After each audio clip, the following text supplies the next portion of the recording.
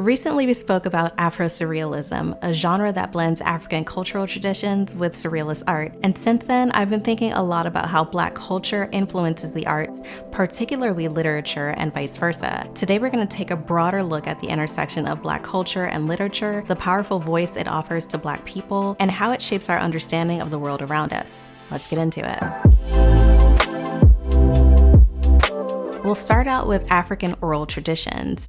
These traditions often use specific narrative structures and storytelling techniques like using proverbs, riddles, and repetition, and they do this to engage listeners and convey cultural wisdom. These techniques have been adapted by many African and African diaspora authors, which adds layers of meaning and depth to their stories. An example of this is found in Chinua Achebe's Things Fall Apart, when she incorporates Igbo proverbs and folktales into the narrative. This provides a window into the cultural values and beliefs of the pre-colonial Nigerian society depicted in the novel. These African oral traditions have played a crucial role in preserving and celebrating the cultural heritage of various African communities, passing down their history, values, and beliefs through generations. Literature that's influenced by these oral traditions often seeks to achieve the same goal, ensuring that the stories and experiences of these communities are documented and shared with a wider audience. Not only that, but they also serve as a wellspring of inspiration for other authors. African myths, legends, and folktales have been reimagined and retold in various literary works, like in Ben Ogrede's The Famished Road. It incorporates elements of Yoruba mythology and folklore, creating a magical realist narrative that blurs the lines between human and spirit worlds. We also see a bit of this in Yagiasi's Homegoing, which draws on the oral histories and ancestral stories of the Asante and Fante people of Ghana to trace the multi-generational saga of two families separated by the Atlantic slave trade. We can't talk about Black literary movements without talking about the massive influence on mainstream culture. We recently spoke about Afro-Surrealism, and I'll leave that video up in the cards and down in the description, along with all of the books that we'll discuss today. Afro-Surrealism is a cultural and artistic movement that blends elements of surrealism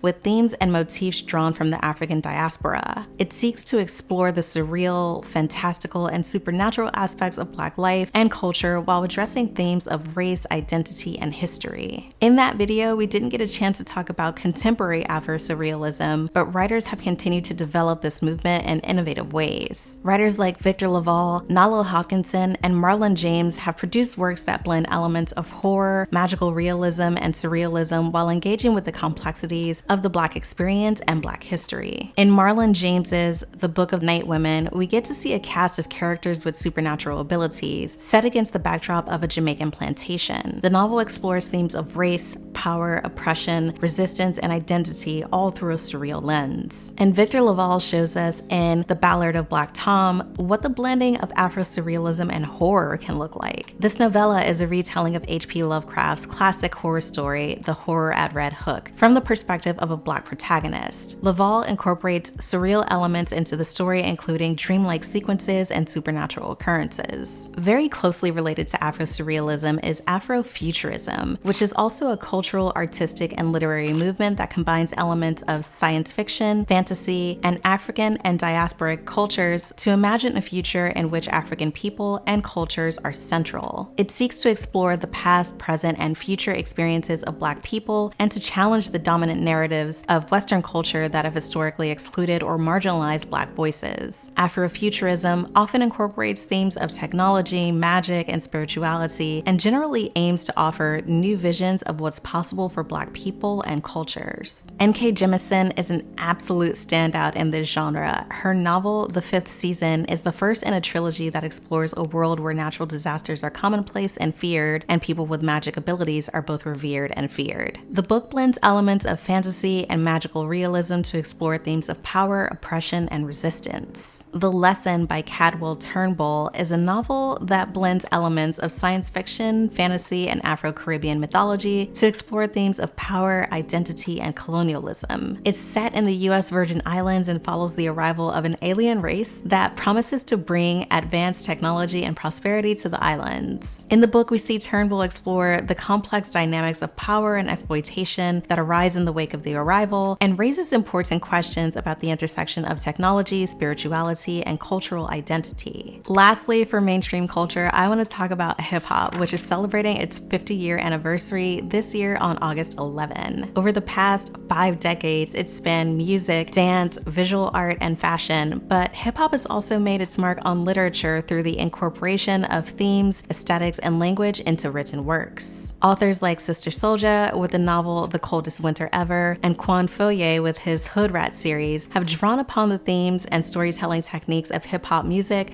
to create works that address issues of race, poverty, and social injustice. As a result, these authors have expanded the boundaries of traditional literature and have provided a platform for voices that have often been excluded from the literary canon. Hip-hop also has a significant impact on poetry, with spoken word poets like Saul Williams and the Last Poets drawing on the rhymes, cadences, and subject matters of hip-hop in their work. And it's not just hip-hop that's had an impact. I also want to recognize the role of music, dance, and other cultural expressions in literature. These have not only influenced the content and themes of literary works, but also their structure and their style. Jazz poetry is a prime example here, and Langston Hughes, one of the leading figures of the Harlem Renaissance, was instrumental in popularizing this genre. I feel the blues are coming. I wonder what the blues will bring.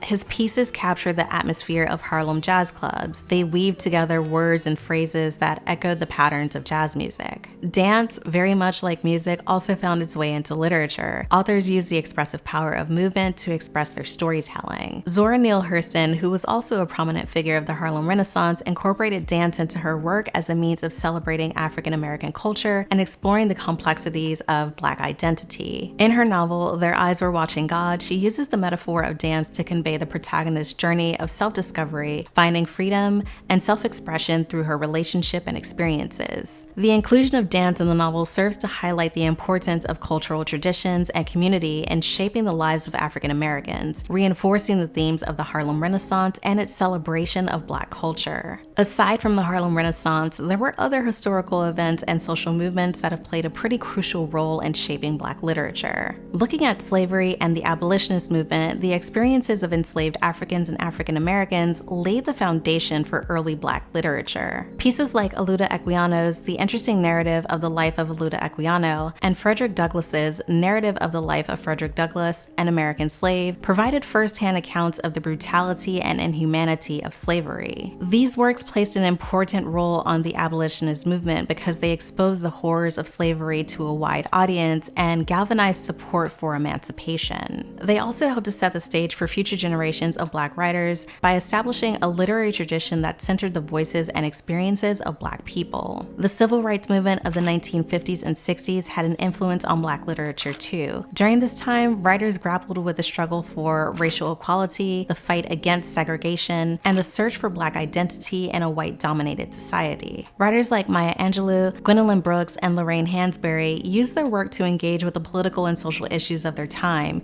creating narratives that explored the challenges faced by Black Americans and the potential for change. Last in the historical events is the Black arts movement, which took place in the 1960s and 70s. It was a response to the civil rights movement and the growing sense of Black cultural pride and political consciousness that emerged during that time. The Black arts movement aimed to create a distinctively Black literary and artistic tradition, emphasizing themes of Black empowerment, self-determination, and resistance to racism and oppression. Some writers associated with the movement were Nikki Giovanni with works like Black Feeling, Black Talk, and Audre Lorde with works like The Black Unicorn. These books challenged the mainstream literary establishment and called for a radical reimagining of Black art and culture. So to wrap up, this intersection of Black culture and literature is a complex and dynamic relationship, and it's evolved a lot over time. I'd say that it's actually maybe less of an intersection and more of an interweaving or an intermingling. The two are very tightly coupled, and as we continue to explore the connection between Black culture and literature, we must also recognize the importance of Black voices and experiences in shaping our understanding of the world around us.